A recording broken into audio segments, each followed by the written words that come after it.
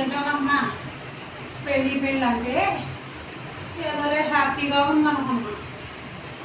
4 నెలలు కడుపు వస్తే పనులు చేయవసరం లేదేమో అనుకున్నా. కానీ అందరూ పొళ్ళు పలారాలు వస్తే కమ్మగా తింటే ఈ కడుపు వచ్చిన పనులు చేయక్కర్లేదులే అనుకున్నా. ఇప్పుడు పెరుగుతుంటే రాను కష్టం అనిపిస్తుందమ్మా. అమ్మో ఈ పిల్లలు కానీ వాళ్ళందరూ ఎక్కడున్నారో తెలియదు, కానీ చాలా ఇబ్బందిగా కష్టంగా ఉందమ్మా.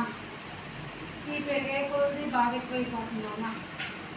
ఎక్కడున్నారో ఏంటో ఏం అర్థం కావట్లేదమ్మా. అమ్మో